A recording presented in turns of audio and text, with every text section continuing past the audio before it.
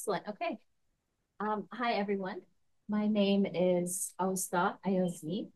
I am a human rights litigator, and I also currently work in capacity as a senior legal advisor to Indonesian grassroots organizations and their movements around combating green grabbing. Can everyone hear me well with the microphone? It's good? All right. No? You can't hear well? Okay. Let me get this closer and we'll start over again since we're a minute early anyway. Is that better? Yes. Okay. My name is Awista Ayazi. I'm a human rights litigator. I focus on corporate accountability for international atrocities, but I also currently work as a senior legal advisor for Indonesian grassroots organizations and their efforts to combat green grabbing. I am so delighted to help moderate this last panel. I think there's been a great diversity I've seen in perspectives at the symposium today, which has been really excellent to see. I'm a former AmLaw 100 litigator before I moved on to plaintiffs' firms to do big corporate accountability cases. And I mention that to say, I appreciate that the issues we've talked about today are complicated. It's complex. But I have to say, personally, I've never felt more grounded in my work than I have in the past several years working directly with communities. And communities is the focus of this panel. Consultations with communities and the direct impacts on them as victims of a lot of problems in the ISDS system. I recently returned to DC after living several years in Indonesia amongst communities where I witnessed firsthand their lived day-to-day experiences of the local communities and the ecosystems that are devastated by the human rights and environmental failures of foreign investment projects. And today we've talked a lot about big picture items, frameworks, mechanisms. We're talking about multi-billion-dollar figures. Yes, it's complex issues, but I believe we can't navigate those complexities in a way that achieves harmony in inherently colliding legal regimes and in a sustainable future if we're not in touch with the realities on the ground. So I thought a good point that was made earlier today was that investment is necessary for the climate action that's needed, indeed. But what are those investments meant to serve? Is it not sustainable life? The healthy earth that a sustainable life requires?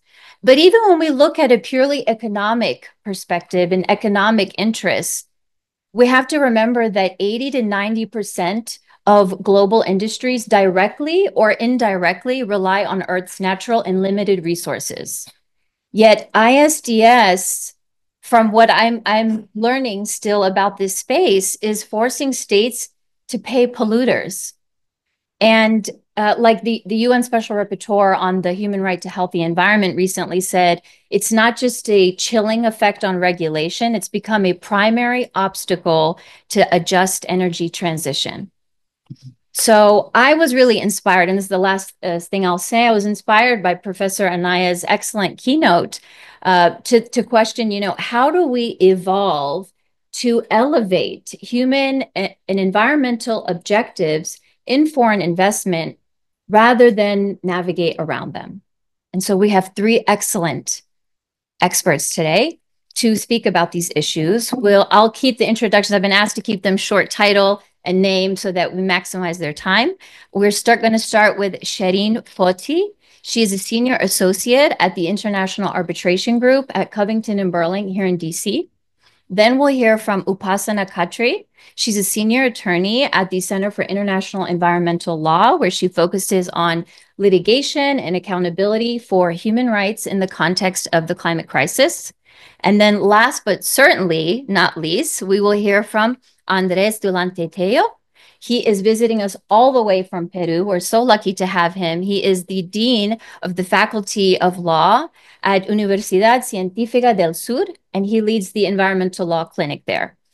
So the presentations today, as I said, we'll start with Shireen. She will help us transition our discussion today from formal arbitration to non-judicial disputes, community-based mechanisms. Then when we move on to Upasana, she'll help us zoom in a bit more on ground realities by looking just specifically at this principle we've heard a lot today, FPIC, free, prior, and informed consent with communities, and its necessary evolution in the face of the climate crisis. She'll talk to us about a variety of worldwide cases. Then Andres will zoom us in even further to look very specifically at Peru, FPIC issues there, and the excellent work that his legal clinic is doing. So each panelist will speak for about 12 minutes. Then I'll take moderator's privilege to ask them each one question. Then we'll move on to the audience. Okay, so Shireen, the floor is yours. Great, well, thank you. Let me turn this on.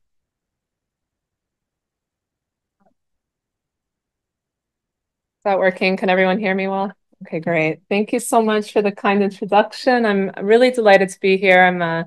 This is my alma mater, so really great to be back at GW. And although I do a lot of speaking in the international arbitration field, this is actually my first time speaking on a purely kind of environmental law conference. So it's really my pleasure to be here. In addition to my international arbitration work, I also now split my practice with ESG and business and human rights work. And what I will try to do for you today is to bridge the gap between, we've heard a lot about international arbitration, ISDS throughout the day. I will try to bridge the gap between that work and its relevance to other types of what I call non-judicial dispute resolution mechanisms for the purpose of enforcing human rights and environmental rights and obligations. So I'll begin with the short transition from explaining that transition and then turn to non-judicial disputes, explaining what they are exactly and what are the primary mechanisms that can be utilized. And then I'll wrap up very quickly with the implications for community guidelines, community consultations, environmental protections, and investment projects. So as the last panel and the panels earlier today demonstrated, international arbitration has seen really an increasing number of environmental and human rights related disputes. If they're not front and center of the dispute, there may be some aspect of the dispute that comes into play at some point.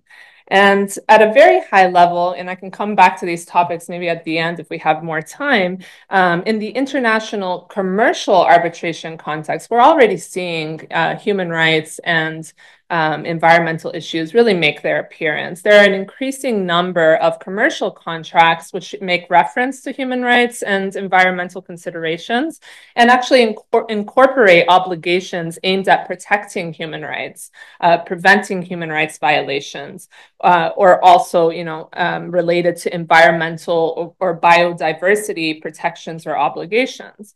And as commercial contracts are increasingly making reference to these obligations, including by seeking to transfer risk for responsibility for those responsibilities, those contracts are being interrogated in the context of international arbitration. So we're seeing them come up in disputes, whether through a contractual mechanism directly or through, the situation that's being examined, the dispute context and the factual circumstances under examination.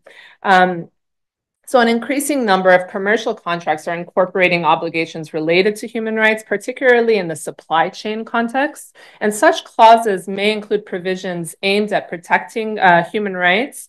Companies are increasingly faced with an obligation to conduct human rights due diligence in their supply chains and engage in disclosure and reporting risks related to human rights and the environment. For example, increasingly through binding regulation that we're seeing now in the EU, the CSDDD or the Corporate Sustainability Due Diligence Directive, and through the Corporate Sustainability Reporting Directive. And as a result, contracts with suppliers are increasingly mandating suppliers and subcontractors respect of human rights and environmental standards. With those clauses, there are increasing disputes. And we even have, just by way of reference, the ABA Model Contract Clause 2.0 actually contains draft language that can be incorporated into contracts in order to put this issue really front and center and incorporate the obligations related to human rights and the environment. So let me skip forward now to the question of the ISDS context. Where are we seeing these issues come up there? And you've heard quite a bit about that today, so I'll keep it I'll keep it brief. So states are increasingly using human rights and environmental considerations as jurisdictional defenses, as a shield against liability, or as a basis for the reduction of damages, for instance. States have also been emboldened to seek counterclaims, either directly through rules of arbitration or by the relevant treaties, which are applicable to a dispute. And oftentimes, they depend upon environmental or human rights justifications for those counterclaims. And these are only expected to increase with states becoming increasingly restrictive of their resource industry in the context of the green transition. State-to-state disputes over resources or responsibility for for environmental damage are also expected to increase. And one way that ISDS and some of the panelists touched upon this earlier, but some of the ways that we're seeing human rights and environmental considerations incorporated into ISDS is through the text of treaties and trade agreements that deal with, that actually incorporate those provisions into their drafting. So we've seen quite a few new generation bilateral investment treaties or free trade agreements actually incorporate obligations where they adopt more of an even-handed balance between, on the one hand, promoting and encouraging investment, and on the other hand, ensuring that the investment is responsible and contributes to sustainable economic development and does not operate to violate human rights, indigenous rights, or other types of international standard and international law violations. And so some of the policy objectives that are incorporated into those treaties include corporate social responsibility, an affirmative statement that investors will prevent human rights violations, protecting labor rights, striving for gender equality, striving for recognition of indigenous community rights, amongst many others. And very quickly about indigenous communities, since this is part of this discussion on this panel, indigenous communities are often closely affected by or intertwined in the factual scenarios of international investment disputes. And there are a number of ways in which they intersect with environmental and human rights issues. So many of the treaties actually make reference to indigenous communities directly, either in their preambular language or in the text of their clauses. I can give you the example of the Canada Model BIT, which actually pays attention to the rights of indigenous peoples and reaffirming the importance of responsible business conduct vis-a-vis those communities. And there are many other examples, of course. But secondly, many BITs and MITs, multilateral investment treaties, discuss investor obligations to engage in dialogue, discussions, and ongoing interaction with indigenous peoples and local communities. So, for example, the Morocco-Nigeria BIT of 2016 actually has provisions where like circumstances require overall examination of all circumstances of an investment, including its effect on third parties, on third person and the local community. So there's an express attention being paid and an obligation to engage in that dialogue and discussion with local communities. You also have a corporate social responsibility standard, which obliges the investors and investments to strive to make the maximum feasible contributions to the sustainable development of the host state and local communities. So again, reference directly to local communities. And then thirdly, the way in which indigenous communities intersect with this issue is through fact patterns involving indigenous communities. And one of you probably heard about this on the last panel, but one of the most important cases in that vein is the Bear Creek case versus Peru, which I'm sure my co-panelist is well familiar with. But it highlights the importance in both the the majority and the dissenting opinion taken as a whole of both foreign investors and the host state needing to engage in public consultation, dialogue, and discussion with local communities. And I think that's a really important point to take away. We're often in a description of international arbitration and ISDS as a binary opposition of investors and states. But if you think about it in a bit of a more, holistic manner, there's so much nuance to those interactions and intertwining responsibilities and obligations which exist. So it's important to view them with that nuanced eye. So I think I've already talked for 9 minutes, so let me be very quick on the non-judicial disputes. So what we've been seeing recently are a whole host of different mechanisms which have been popping up in various fora in different either intergovernmental institutions or independent institutions around the world, which are designed to examine compliance with human rights and environmental standards. We've seen those in the OECD framework for due diligence, right? Human rights and environmental due diligence, amongst other topics, where national contact points in various countries are able to examine the conduct of corporate actors to determine whether they are compliant with the obligations set forth under the OECD guidelines. We've also seen them in the UN context. I know we have the special rapporteur on toxins here today, but various special rapporteurs will issue communications and examine the compliance or the treatment in a manner that is appropriate given certain commitments or statements that either states or companies have made to ensure that they are compliant with international human rights law and with their various undertakings and public statements. And those come up quite frequently in the UN context before the Human Rights Council and before various special rapporteurs and working groups. And then there are a whole host of human rights institutions, national human rights institutions that are examining either through reporting mechanisms, enforcement mechanisms, or complaints procedures, how various actors are or are not complying with various standards established under international law. So my argument about those types of mechanisms is that they often intertwine quite a bit with the more adversarial international arbitration or litigation cases that we're seeing.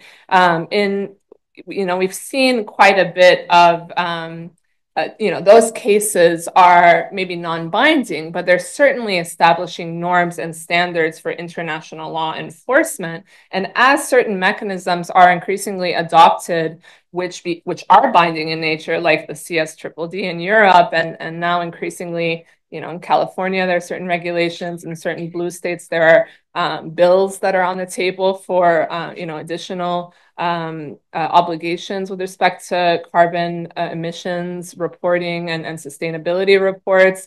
All of those elements are coming together now to create a cohesive ecosystem of obligations that, frankly, as a private law firm lawyer, I'm coming into contact from the company standpoint. And these are things that companies are taking very seriously, and they're needing to take seriously, not just because of the binding obligations, but increasingly binding obligations, but because of the reputational risk issues, because of the concerns about consistency with their PR and communication statements and their sustainability reports. And in this polarized environment that we're in currently, the inquiry and the standards which apply may be a little bit more muddled in terms of, what is the US standard, what is the European standard, and such. But I think companies are trying to grapple with that as a whole and to really push things forward in a positive direction. So I'll stop there. I know I've gone a little bit over time, so apologies. Thank you so much, Shireen. That was fantastic. Upasana, I think you're going to get some help to get your slides going. Okay. Because Upasana is next. But that was fantastic. Thank you. I think it was really helpful to start learning about and talking about a new generation of investment agreements coming about, but also hearing, and I'd love to have the opportunity during the Q&A to learn more about that. But I think it's great we had a chance to also talk more about ESG standards, because I think there was a report that came out by Skadden where they analyzed ESG related compliance and issues and concerns. And they said their conclusion was ultimately, look, ESG concerns are not a trend for anyone who still thinks that they are. They are here to stay. And so I think to that point, I agree and think it's an excellent point that when we talk about communities, consulting them, engaging them, understanding the impacts on them, it's important not just to have the state do that, but also the investor, because I think there was a point made earlier today by the special rapporteur. When we talk about rights, rights also equals duties and responsibilities. And so having both actors engaging with the communities that are impacted by these projects is an excellent point. So now we're going to move on to Hasana. Okay, who is going to give us, as I said, an excellent overview that simultaneously zooms in on some of the FPIC issues. Go ahead. Hi, everyone. Thank you so much to Randy and to GW for welcoming me to the symposium and presenting alongside such an impressive group of speakers. So my name is Upasana. Today I'll be talking about the right to free, prior, and informed consent in the context of the climate emergency. So we've already heard from our keynote speaker about the procedural and substantive dimensions of the right to FPIC. My presentation will focus specifically on Indigenous-led advocacy that has underlined how the implementation and operationalization of FPIC needs to evolve to reflect the realities of the climate emergency and its disproportionate impact on Indigenous peoples. And just to note that I'm well aware that it's very gutsy of me to talk about FPIC in front of James and Naya, but here we are. So welcome any notes. So just to start off, I know this is all review for you all, but just wanted to, start off and lay the context with some irrefutable facts regarding climate change. First, as we know, current levels of warming are already causing significant environmental harm and infringements on human rights. And we know that warming of 1.5 degrees Celsius or higher is not safe for most countries, communities, and ecosystems. In fact, overshooting or exceeding 1.5 degrees Celsius, even temporarily, will unleash further irreversible harm, and as well as hinder adaptation and resilience efforts. And when we talk about irreversible harm, we're talking about excess deaths due to heat waves, sea level rise, glacial melt, loss of coral reef systems, as well as the loss of islands, including entire small island states. And when we confront the climate crisis, we need to acknowledge its drivers. Over 78% of anthropogenic greenhouse gas emissions and as much as 90% of carbon dioxide emissions is being caused by the extraction and production of fossil fuels. Besides fossil fuel production and use, other key drivers include deforestation and land degradation attributable to agribusiness and extractive industries, including logging and mining.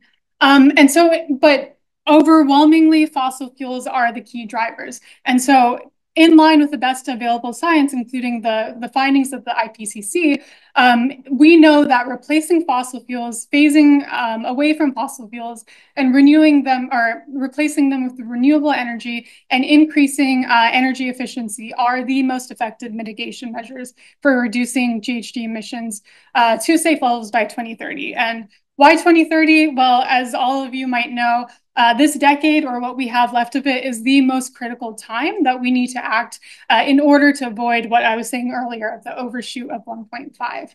And lastly, another point I just want to make is that, as the IPCC has recognized, climate change is a threat multiplier. That means it disproportionately impacts peoples and populations that are already in situations of heightened vulnerability due to discrimination, as well as historical and ongoing economic, political, and social marginalization. And these populations and subgroups include women and other gender minorities, children, persons with disabilities, and of course, Indigenous peoples.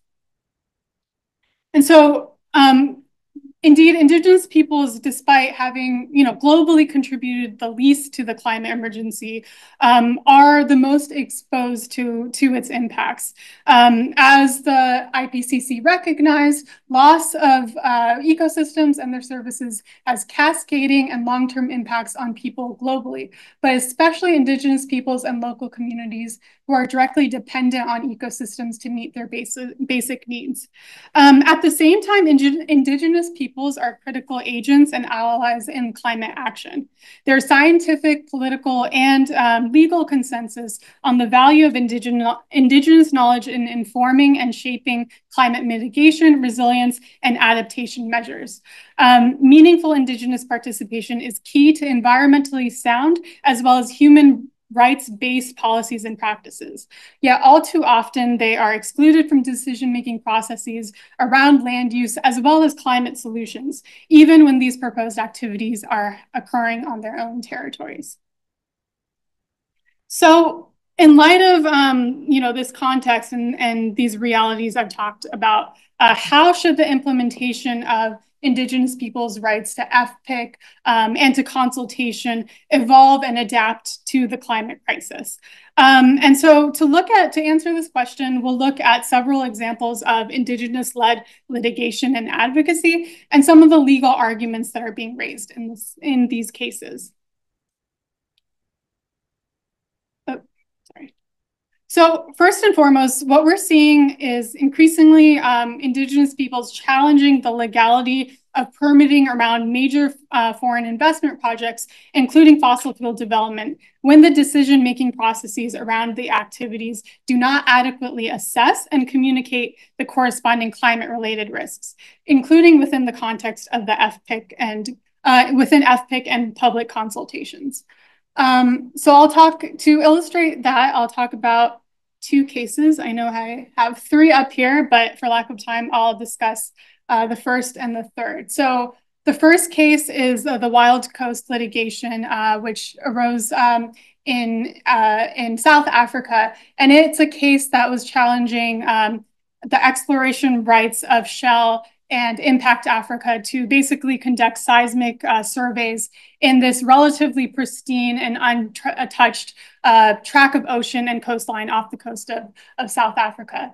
And in this legal challenge, a challenge that was brought by NGOs as well as communities and Indigenous peoples that were affected by this coastal development and the threats that exploration posed. One of the key arguments were based on irregularities within the consultation process. There are obvious procedural irregularities, including how certain risks were communicated, including through non-culturally appropriate means. But there was also a challenge as to the limitations in the types of risks that were actually communicated and assessed by environmental impact assessments, and also incorporated into the consultation process. And this was a very novel case because it's one of few, if any, that I've seen where consultations, the challenges to the fact that one of the key arguments in this case, besides the fact that the local impacts of seismic surveys on fisheries and marine populations would impact these communities.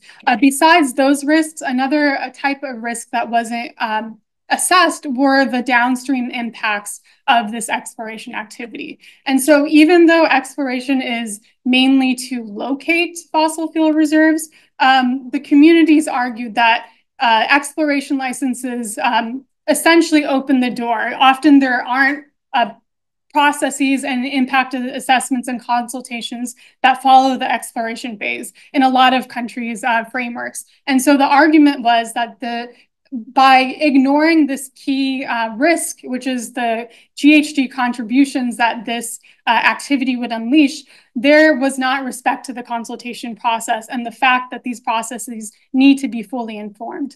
And so this is a pretty novel argument in the context of consultation-based challenges, but we're also seeing this argument increasingly, and not within the indigenous context, but in challenges against major offshore production and exploration activities. Just last year, in both Norway and the UK, there were decisions that basically found the permitting of major offshore development projects, including exploration, unlawful for failing to consider the downstream emissions that the extraction of fossil fuels would inevitably cause once these fossil fuels were exported and consumed. And so it's a relatively new argument that's being brought in cases involving consultation. Usually, traditionally, when there have been sort of climate and GHG-based arguments made, it's more been asserted as a violation of the state's climate policies, its UNFCCC obligations, but the fact that it was framed as a deficiency in the consultation is a pretty new sort of legal strategy or legal argument. The other case I'll talk about is the litigation brought by the Waju indigenous peoples in the La Guajira region of Colombia. So La Guajira is the site of El Cerrejón, which is the biggest open pit coal mine in Latin America. And so as part of, it's already an existing coal mine, but there was a proposal to basically divert this stream called Arroyo Bruno in order to further sort of feed extraction activity. So this was a new development to the existing coal mine. And in this case, again, because it was an alteration of the project, there weren't adequate consultations carried out. And one of the main arguments brought by the Waju people is the fact that this proposal really ignored the existing stressors that climate change was already imposing on their lands. La Guajira is one of the most impacted regions of Colombia, perhaps in Latin America, suffering from immense problems of desertification. It's really a humanitarian crisis here. And so a key aspect of the legal challenge was the fact that, not only was the, continued expansion of this coal mine going to contribute to further emissions, which disproportionately affect indigenous peoples, but there was a lack of cumulative assessments of how further sort of resource use and extraction of and diversion of the water would further compound the existing climate stressors, as well as the direct pollution impacts of the mining activity. So basically what we're seeing challenges to the types of risks that are being communicated and assessed as part of the informed component of FPIC processes. How am I doing on time? Okay, so I don't have that much time to go into all the other details, but I do want to draw another way that we're seeing the implementation of FPIC evolve is also the types of sort of constituencies that are a part of the consultation process. And I want to draw your attention to a recent case, I don't know if you'd call it litigation, but basically there were two cases before two different UN human rights treaty bodies. One was the committee that oversees the implementation of the International Covenant on cultural, economic, social, and cultural rights, and the other was the Committee on the Rights of the Child. And so there were two different complaints brought by the Sami of Kovalava Sida, and this complaint arose out of, these two complaints arose out of a proposal to continue or to expand mining operations on Sami land, as well as implement a reserve. And this is in a place that has already been facing a lot of impacts of climate change, and is also impacted by other industrial activities that have likewise infringed on Sami lands and livelihoods, including renewable energy projects such as wind farms. And a key aspect of the arguments that the Sami made was the fact that the types of consultations, the consultations that were carried out, ignored the rights and participation of children and youth specifically. And, it was an important consideration, not only because children and youths future generations are, disproportionately impacted by climate change because they will be alive when, we'll see the worst impacts. But it was also a question of how the failure to include these future and younger populations also infringed on the cultural integrity of the Sami people. As the argument was made before both committees, children and youth are essential for the transmission of the culture and therefore essential to the right to self-determination and the continued existence of the people. But by strategically failing to include the rights and the participation of children, this ignored both their physical integrity as well as the cultural survival of the Sami communities as a whole. So another way that we're seeing FPIC evolve is, the type of how it's affecting who is being consulted, whose consent is actually, needed in order to be a full consent of the people as a whole. I'm going to stop now because of lack of time. I think just a couple of things I wanted to flag is, the context of FPIC doesn't just apply to fossil fuel development and extractive projects.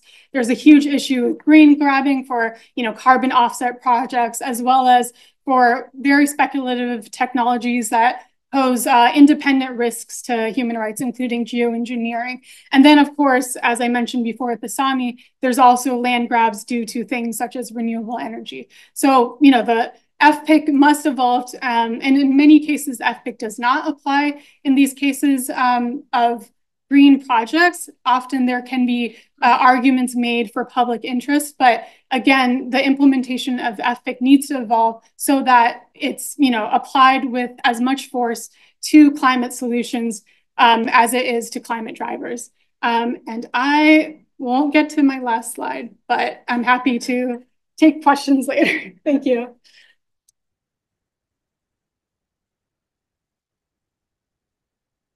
Thank you, Upasana. That was great. I think that it's super helpful, to round out the day to think through, okay, we've talked a lot about FPIC, but it's not a stagnant concept. It needs to continuously evolve as the triple planetary crisis evolves.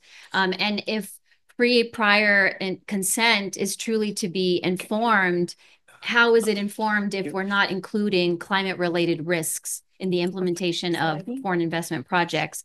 I think another interesting point that came up was, and something that comes up often in my own work, is when we're communicating that information for an FPIC consultation, how can we do better for that communication to be culturally sensitive regarding those risks? Because that's sort of an added dimension of ensuring that there's informed consent.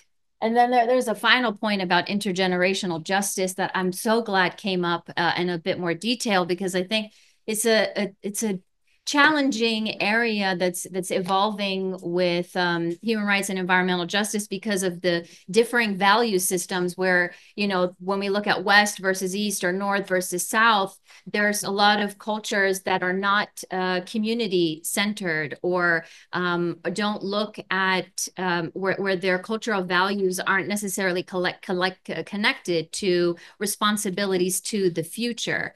And that creates just such a disconnect in the value system that it's not translating well when we try to implement policies that respects the rights of future generations.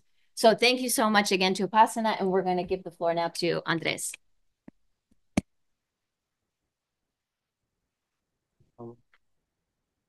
Six, okay. This one. Yeah. We know that one. Where else do you want to take that one? Or you can take this, if like. Yeah. Oh, okay. It should work. Okay. It should work. So, do you listen to me? Yes? Yeah. Thank you so much.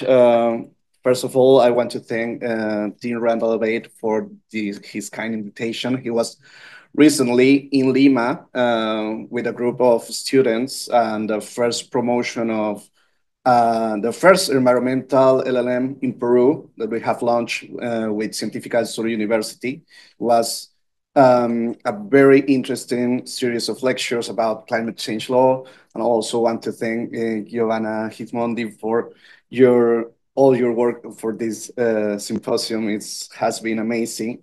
And to my co-panelists, you have been really interesting.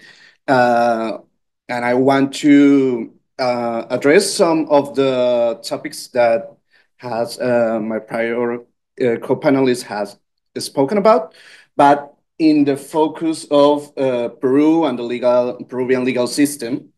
Um, First of all, we are going to talk about the right to a healthy environment and FPIC in Peru.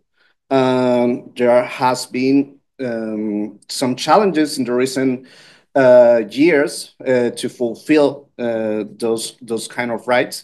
But first of all, I want to give a little bit of context of my country. Peru. Peru is considered one of the mega diverse countries in the world. As a whole, mega diverse countries has 70% of the planet's biodiversity. Peru is the country which has the most species of butterflies, the second in birds, and fourth in mammals from all over the world. And this represents an interesting potential for investment. We have talked about investment all day, and Peru's potential in foreign investment is related to mining. Around 9.5 of Peru's GDP in 2024 represent it's part of the general investment program of the country, and also represents 64% of our exports. So we are very related to mining. Peru is a mining country, and you have already listened about La Oroya case, which is a milestone for our country, and we're going to speak a little bit about that too. And the main problem is, according to the National Policy of Environment, is the loss of ecosystem goods and services. For you to know, only in 2022, Peru has lost more than 144,000 hectares of forest in the country. Climate events have been increasing in the recent years. Peru is also a diverse country with many indigenous communities. According to the Ministry of Culture, we have 55 indigenous peoples, indigenous communities recognized. 51 of them are located in the Amazon. We have been known, you have have seen the picture about Machu Picchu, but almost 70% of our territory is Amazon. So most of the indigenous communities are there, and they are facing real challenges to fulfill their FPIC rights and also the right to a healthy environment. Also, I want you to know that FPIC rights are granted according to the ILO 169 ratified by Peru, the convention. And also we have a national legal framework that I'm going to talk about. About the right to a healthy environment, we have been the third country in Latin America to constitutionalize this right, the Constitution of 79. And then it has also been ratified in the last constitution, the 1993 Constitution. Also, the Inter-American Court of Human Rights in the Inter-American system is very important for us. The Protocol of San Salvador, which has been ratified by Peru, also covers the right to a healthy environment in its Article 11. And the most important national law about environmental law. It's Ley General del Ambiente, which also includes this right. International jurisprudence about this that applies to our country, La Oroya case, it's a milestone for our country because it was the most known case of contamination and pollution in a smelter in the Andean region and all over Peru. The first resolution by the Inter-American Court of Human Rights related to air pollution within Latin America, and it has many specific topics, such the rights to access to information, the participation of communities, not only indigenous communities, but everyone in the country, the citizens, and also the importance of the access to justice, which is one of the most important things that we are thriving in the country, and indigenous communities also cannot access to the justice system because technical proofs are so expensive. They need the help from NGOs to access to the justice system. As you must imagine, the recent cuts for USAID have impacted on this. I'm going to speak a little bit about this. Also about FPIC rights, I've already told you that we have ratified the ILO Convention 169. We have a specific law, which is the law on prior consultation, and Supreme Decree developing this law. We have also national jurisprudence, for example, mandating the Congress to adapt its legislative procedure to incorporate FPIC rights. This has not been fulfilled at all, but I'm going to talk about this in a bit. And also, in a recent ruling by the Tribunal Constitucional, the Constitutional Court states that FPIC is a fundamental right, and it must be considered by all public entities and also in the investment projects. Challenges legislation passed without respecting FPIC rights due to the Congress that has not adapted its legislative procedure, and also FPIC administrative measures and respect of FPIC agreements. We have arrived to some agreements that have not been fulfilled. So I'm going to expand a little bit about this. First, with the Administrative Act and Policies case, which is the case of Hidrovía Amazónica, the Amazonic Highway. It aims to improve the transport of Peruvian Amazon, some of the tributary rivers, the Marañón, Guayaga, and Ucayali rivers, by dredging 13 shallow points, which are called bad bases. Big boats cannot continue through the river because we have to dredge in order for them to pass. The operation, it's about 95 million.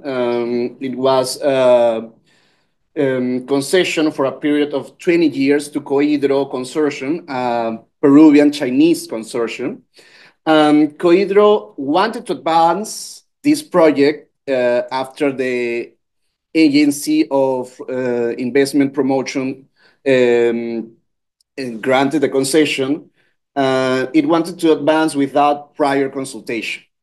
What happened in 2015, after years of litigation, it's a resolution of the Supreme Court mandated that the Ministry of Transportation has to carry out a consultation process with the Ministry of Culture. For 24 native communities reach or indigenous people from native communities reached 96 agreements. So it was a huge win for indigenous communities in Peru. And after that, what happened in Peru is that you have to make prior consultation first and then the environmental impact assessment. And within the environmental impact assessment, some of the concerns of the communities and the indigenous communities were raised, and it has increased 400 environmental observations. In December of 2029, due to this high amount of observations, the company filed a request to dismiss the evaluation of environmental impact assessment because they do not have all the information, and said that the Peruvian state should give them previous studies in order for them to fulfill the environmental impact assessment observations. This is very interesting because after that, the project has been paralyzed because they do not have the way to address all of these observations. So prior consultation worked after ruling of the Supreme Court, but the project has stopped. So it's not good for any of them because it was a way for indigenous communities to be contacted, but through the hydroway, but also we haven't addressed these observations and their fears related to its rivers, because indigenous communities believe that they are part of a whole. And that's what not many foreign investors see. They believe they are part of a whole nature, and it's very important to know how they feel about this, how the river could potentially be damaged, and they are also damaged because of the river. It's been damaged. So what I also want to talk about is FPIC through or related to legislation. The National Agrarian Confederation and the Interethnic Association of Development of the Peruvian Rainforest, IDESEP, requested the Congress to update its act in order to fulfill with ILO 169. The Tribunal Constitucional, the Constitutional Court, ruled that the Congress should change its legislative procedure.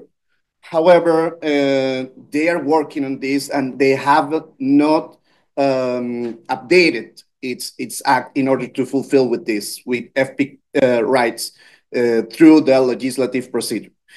There was only one case which was related to the forestry and wildlife law. But why they achieved this in this case? Because we have a prior dispute between indigenous communities and police in Peru that ended up with the deaths of policemen in Peru. I'm talking about the Baguaso, no? Baguaso related to the Bagua city in the Amazon of Peru. However, even though they made a wholesome and very ambitious prior consultation about this law, and the law passed, or the bill passed, in the last year, they have modified the Forestry and Wildlife Act that potentially affect indigenous community and did not pass for the FPIC procedures. And it has a direct impact on indigenous communities because they are changing and they are changing the way lands of indigenous communities are recognized, and also they do not address the potential effects of this law that I'm going to talk about in a bit. This is the Ley Antiforestal. No? The NGOs and civil society have called it like that because it will legalize deforestation, and it promotes the flexibilization of the change of use of the forest lands to agriculture purposes, and it's very, very worrying for the indigenous communities. I don't think I will have more time. I want to set specifically on what we did about this. We presented many regional governments, and also civil society and academia presented amparos, no? Constitutional procedures to related to the right of a healthy environment and FPIC rights improve. Now the case is not closed. We have presented an amicus saying that FPIC rights are being not being considered, and also it has a potential impact on indigenous communities, and our fight to stop deforestation in Peru. So the court ruling is still pending. I believe in the next days we will have a result. I think it's going to be a good result, but we have to wait. We are very worried about the situation and the flexibilization of Peruvian environmental legal framework. But I'm going to talk about more on this in our in our question round. So I want to thank you all for your attention.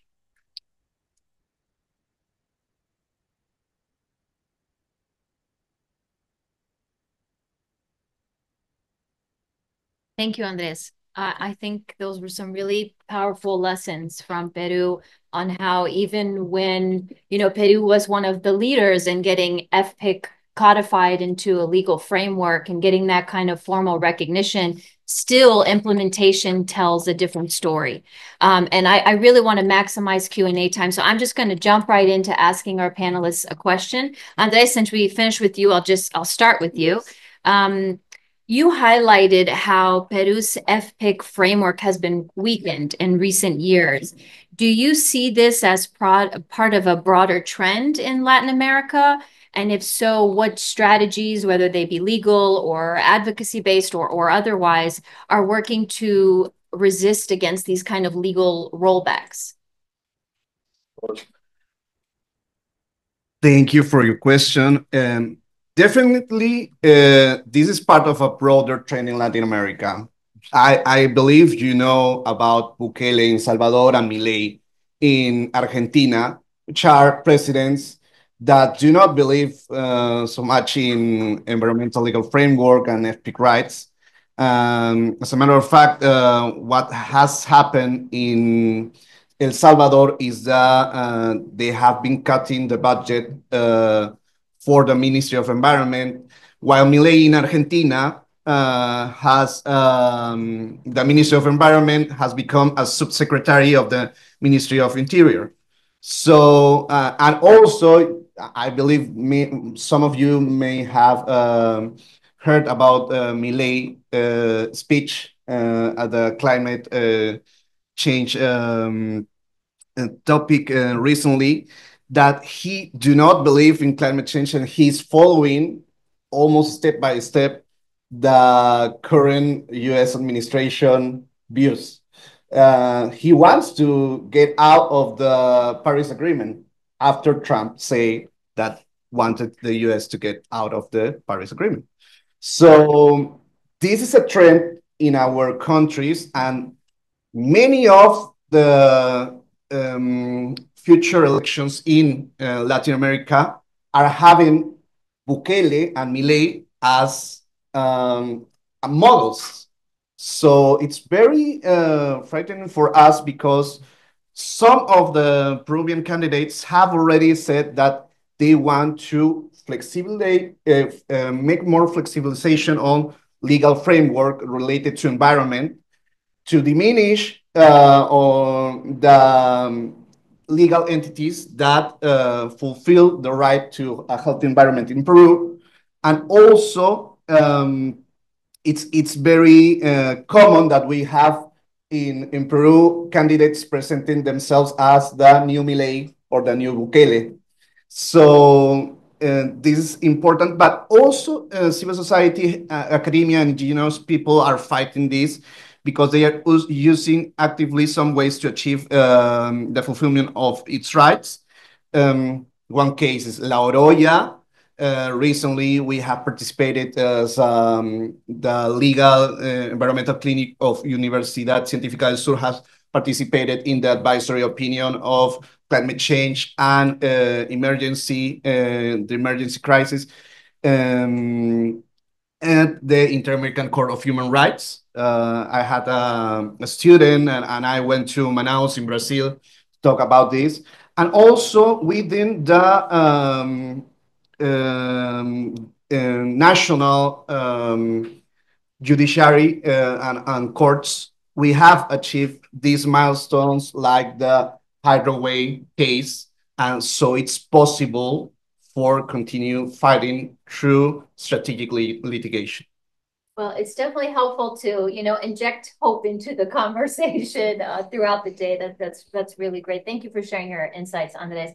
If I can pivot back to Shireen, earlier today you were talking about how the incorporation of human rights and environmental provisions in commercial contracts and the new generation of bilateral investment treaties that you mentioned, we were hoping to have some time to explore that further. So could you explain a bit more how these provisions are likely or not to push forward international respect for human rights and environmental standards? Yeah, thank you so much. So, I mean, I think that more and more companies are making affirmative human rights or environmental commitments, at least over the past several years. Many of them have these human rights policies. They have established policies vis-a-vis actors in their supply chains regarding human rights conduct or environmental conduct. And several have signed on to industry-wide commitments to respect, for example, the OECD guidelines, the UN guiding principles on business and human rights, and other standards. It remains to be seen what direction things will go in now with this current administration and the anti-ESG sentiment, but it's always been somewhat present in the United States, especially in various states with state AG, financial controller, and treasurer actions in certain red states. So it's not surprising that that's continuing now under the current administration. I think the scale is perhaps a bit stronger or more expansive. But, certain industry leaders, I think, will continue to push forward and assert very clearly that they, are continuing to respect, especially given the European standards which apply and which are increasingly binding in nature. And what does this mean for the trends and the legal validity of these human rights and environmental standards? Well, I think some have suggested that certain human rights practices can actually be considered established trade usages of corporate responsibility to respect human rights. We've seen, as companies are referencing the OECD guidelines or as bilateral investment treaties reference those guidelines, what does that mean effectively? Does that mean that a tribunal in assessing a given dispute needs to take into account the OECD guidelines and compliance therewith through incorporation by reference into the treaty, where there are particular, I think it certainly makes a difference in interpretation whether something is situated in a preamble of a treaty as opposed to an express provision attaching obligations or responsibilities to one party or another. In the context of the global supply chain, I think this has really been established as kind of a new standard that has been relatively respected and at least at face value. The question then is one of implementation and tracking and auditing and ensuring, whether in implementation there is, appropriate actions down the supply chains, very far down the supply chain, to ensure, that corporate oblivion to things happening further down the supply chain is not an excuse. And I think the drafting of the OECD guidelines in its latest iteration and its convergence with the UN guiding principles on business and human rights really reinforces the fact that not only is there an obligation to investigate and be aware and can have a due diligence policy internally, but an obligation to identify, mitigate, and remedy, or at least try to address to a certain extent the adverse impacts that could be caused within an actor's supply chain. So what I really see in summation is a convergence of all of these pieces, of these soft law instruments, of the litigation elements, some divergence by jurisdiction, but I think a general industry-wide consensus as to what at least the minimum standard is for conduct within these industries. Yeah, thank you so much. And your point's well taken about how, we'll see what happens in the current administration with ESG and how long-term the effects of that might be. So that will definitely be something interesting to watch, for lack of a better word. But, speaking of, the influence of international norms and how that interplays with different things, it makes me remember, I want to make sure we asked Upasana, about these climate advisory opinions that have been coming out and continue to come out through these international tribunals. There was mentions of it a number of times today, but I thought it'd be great to dig in a little bit more. The International Tribunal on the Law of the Sea, the Inter-American Court, Human Rights Court, and the International Court of Justice. You mentioned, Upasana, that, how you talked a bit about how Indigenous peoples are often excluded from climate decision making. So I'm wondering, to what extent have those proceedings involved Indigenous participation, and what are some of the lessons learned from those processes? Thank you so much for this question. And yeah, I'll say that there was quite a bit of variation in what we saw in terms of participation of non-state entities in these processes. I'll focus on the ICJ and the Inter-American Court specifically, just because there was just a drastic difference between the two. So for the ICJ, under its current sort of governing and procedural instruments, there's no explicit avenue for Indigenous peoples or really any non-state entities aside from international organizations like the IUCN to participate. So there were actually multiple requests by Indigenous peoples to participate in the processes as parties. Whereas the ITLAS process, even if non-parties or NGOs or other entities submitted amicus briefs or arguments, those arguments were posted online. With the ICJ, if you're not a party, basically you can submit something, but what will happen is it will be printed out and sit in a room in The Hague, and that's how people access it, unless you're taking the initiative to circulate it yourself.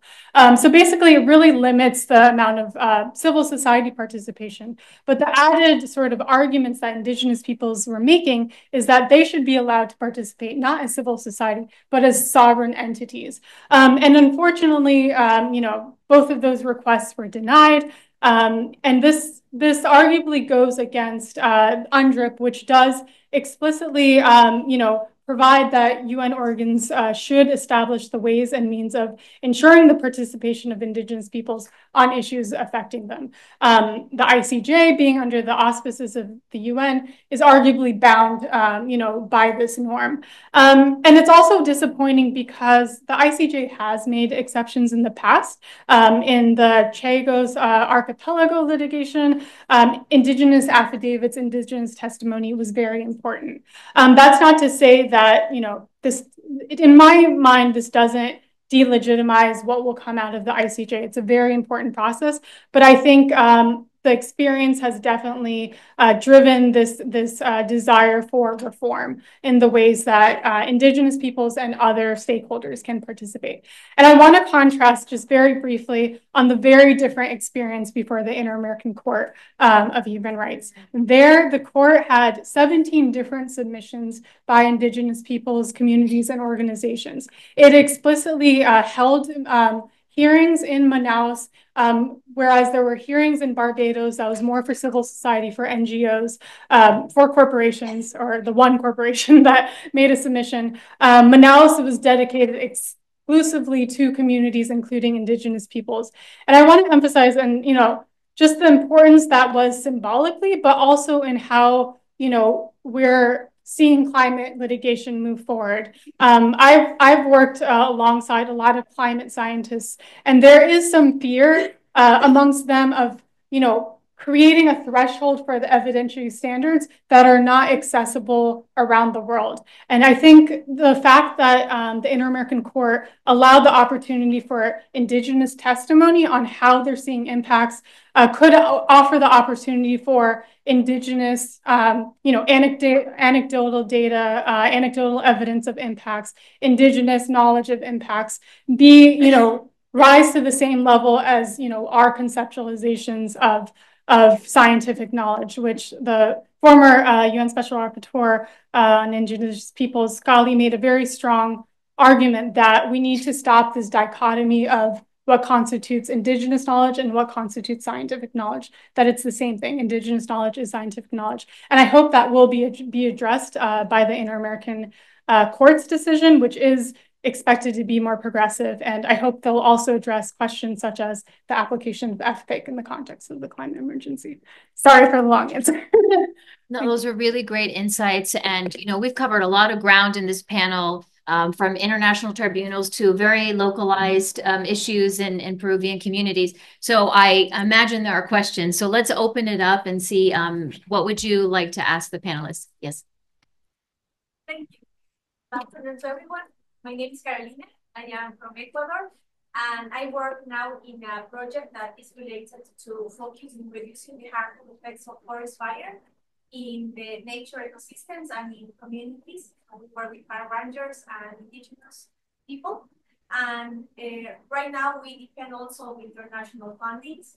And regarding considering the investment project and what we talk about the role of communities and Indigenous people, I would like to know, according to your experience and your point of view, of how can now, or how should projects and social and environmental programs should direct or focus their strategies now, considering the political situation around the world, in order to apply to these international funds, and what other alternative sources they will explore in order to have access to this.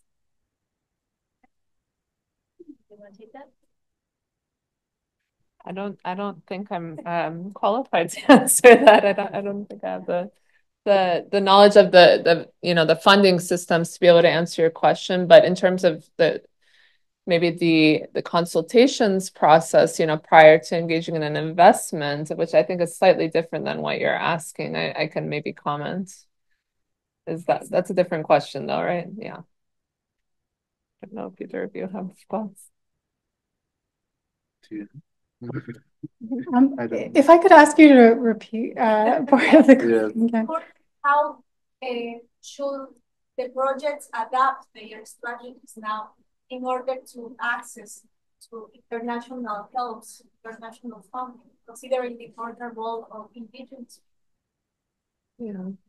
Well, I mean, maybe one comment is that, of course, that's made quite difficult by some of the recent administrative actions with respect to funding that comes from, U.S. funding abroad. And I think that needs to be central really to the strategic considerations. I think that the world in which we're operating now in terms of international funding is perhaps slightly different than it was a few months ago. So as far as strategy, I think, it would make sense certainly to consider allies from other jurisdictions, regional funds that may exist outside of the United States, because I don't, the US at this point, it's just unforeseeable, the results that we're going to see in terms of impact on foreign spending and foreign support for Indigenous rights projects. But I don't know if folks have other thoughts. Well, just to make a brief comment.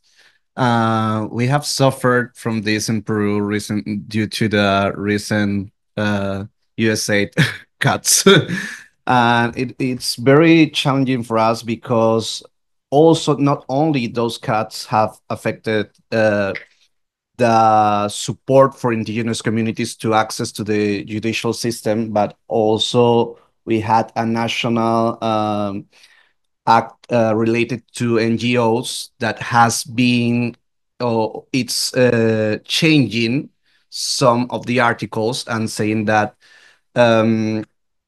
they could not use funding to support lawsuits against the Peruvian state related to environmental and indigenous communities aspects.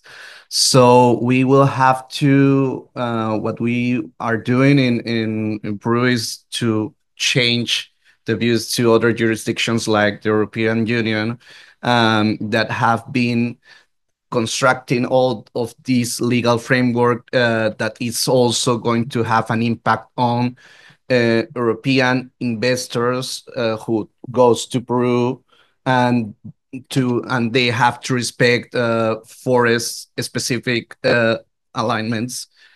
So that could be a, a small comment for this. Dina Bate, do we have time if we take one short question additional? Yeah, okay. Any other questions? If we keep them brief, we'll have time for more. Yes. I have a question to address, and it's about sexual agreement in Peru. Because I think that, of course, it's a new agreement for the region. And when we are talking about the access to information, participation, and of course, justice for the indigenous community, the agreement has a very powerful tools, but at the end, we know that depends on the states to how to apply the agreement. So in your experience and what is happening in Peru, what do you think about the process? Specifically about the Escazú agreement? Yeah. The implementation. Well, what happens in Peru is, sadly, we have not ratified the Escazú agreement, even though we have been signatories of the agreement. Peru was one of the countries that promoted this agreement alongside with Costa Rica, Chile. And it's very sad because also related to investment, some of the right-wing parties have made a national campaign to stop the ratification of the agreement in Peru. It doesn't mean that we do not have most of the topics developed in our legal framework. We have constitutional provisions around access to justice, access to information, public information must be granted free. Also environmental information, the participation of many communities and citizens in the environmental impact assessments. We have a legal framework for this. And also we were one of the first countries in Latin America to have a protocol for environmental defenders. So we have managed without the Escazú agreement to fulfill this, but to agree or to be part of the Escazú agreement after the ratification would mean that these provisions about environmental defenders, which is very new in the world, would be considered as a constitutional or within the constitutional protection, because we all the international agreements that are related to human rights have this level of constitutional protection. So it would be very very good for our communities to have this. I hope that in 2026 that we are changing the Congress, we can achieve that. Are any other questions? Yes. Yeah, balance of skills. Like outside of government, is there great examples of like indigenous representation at the private side, where you're seeing good work, but it's not necessarily being fully reliant on the government?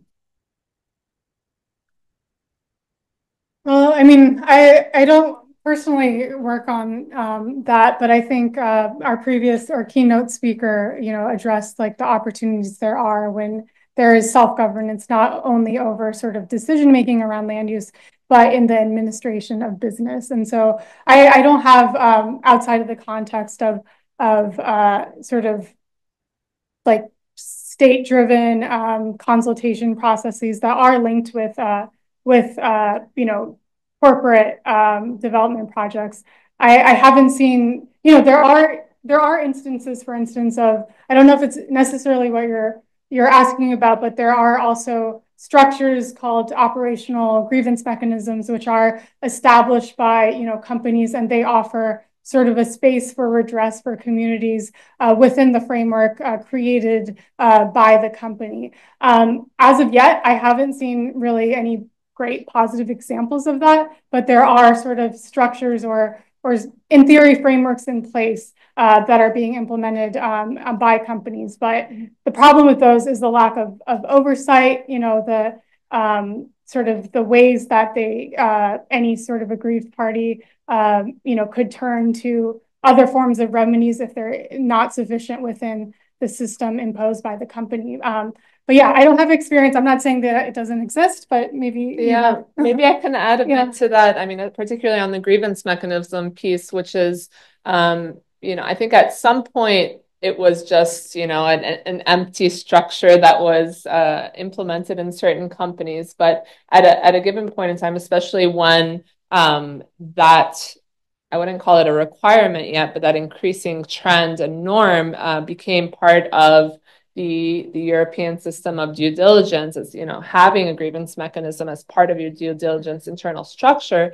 I think that companies have taken it increasingly seriously, and not limited to indigenous groups, but also labor groups, unions, individual complaints on particular situations, and a vast array of potential claims that can be brought through those mechanisms. But I think that given the increased attention upon them, and I've seen it from the disputes side, when you get to a point where there's an allegation that, oh, maybe there wasn't an adequate grievance mechanism system implemented internally for a given person to be able to raise a concern of a potential violation.